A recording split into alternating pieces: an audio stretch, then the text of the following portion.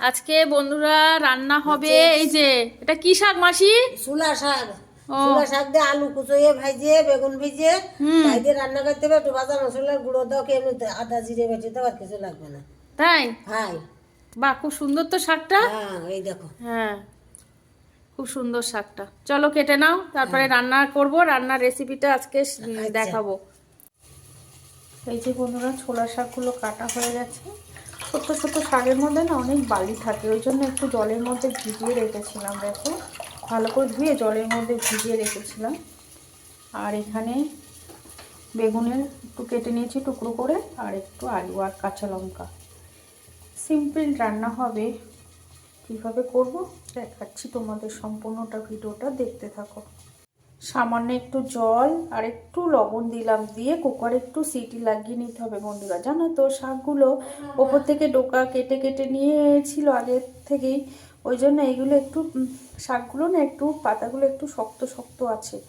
ওই জন্য নরম করার জন্য, মানে সিদ্ধ হতে টাইম লাগবে, ওই জন্য একটু কুকারে দুটো সিটি মেরে নিচ্ছি।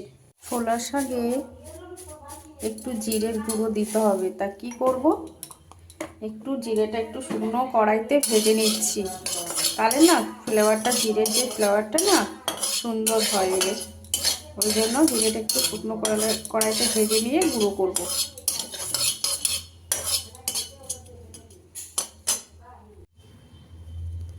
এই যে হালকা ভেজে নিচ্ছি, হয়ে গেছে ভাজা।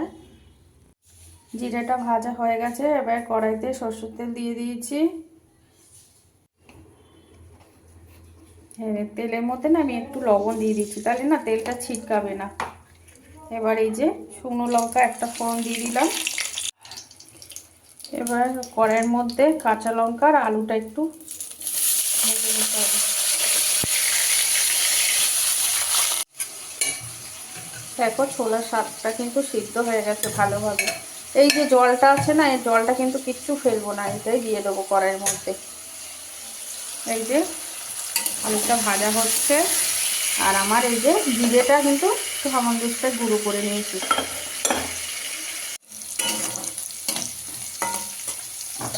আলুগুলো একটু হালকা ভাজা হয়ে গেছে, ওর মধ্যে এই বেগুনের টুকরোগুলো দিয়ে দিচ্ছি।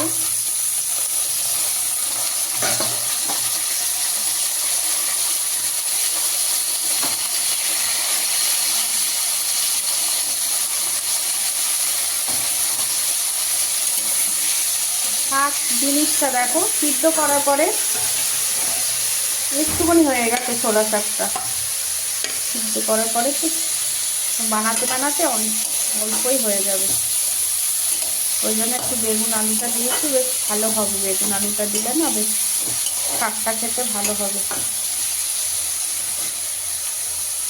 শাকের মধ্যে লবণ দেওয়া ছিল যখন সিদ্ধ করেছিলাম, আর তেলের পরে কিন্তু একটু লবণ দিয়েছিলাম, ওই জন্য লবণটা একদম একটুখানি লবণ দেব। আর একটু হলুদের গুঁড়ো দিচ্ছি।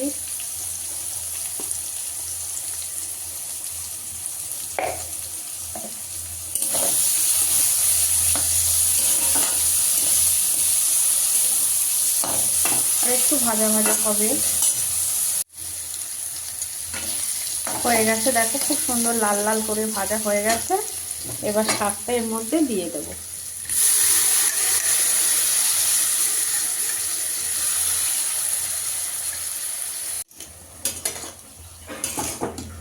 পুরো শাকটা দিয়ে দিচ্ছি, এবার একটু ঢেকে দেবো, কেননা সিদ্ধ করাই আছে। আর আলু আর বেগুনটা দেখো ভেজে নিয়েছি, ও সিদ্ধ হয়ে গেছে। বাস একটু ঢাকা দিই, আর একটু হবে।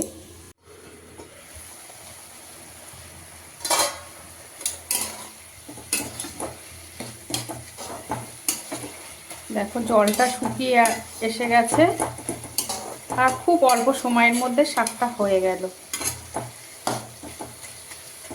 এই যে শাকটা যে সিদ্ধ করা ছিল ওই জন্য। আর শাক মানে একটু তো মিষ্টি দিতেই হবে, আমি এখানে একটু চিনি দিয়ে দিলাম। একটু ঝাল ঝাল মিষ্টি মিষ্টি হবে, তাহলেই তো ভালো লাগবে বলো, তাই না?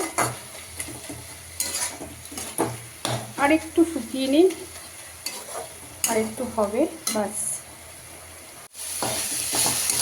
যে কোনো শাক যখন বানাবে বন্ধুরা দেখবে কড়াইতে একটু লেগে লেগে যাচ্ছে, তখনই দেখবে শাকটা হয়ে এসেছে। যতক্ষণ না এটা হবে ততক্ষণ কিন্তু টেস্ট আসবে না শাকের। আর এই যে জিরের গুঁড়োটা এবার দিয়ে দিলাম।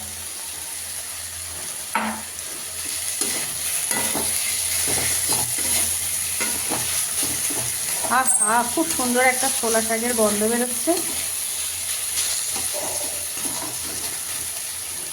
জিরে ভাজা গুঁড়ো দিয়ে কিন্তু একটু নাড়িয়ে নিলে হয়ে যাবে। দেখো হালকা হালকা তেলও ছেড়ে দিয়েছে, হয়ে গেছে।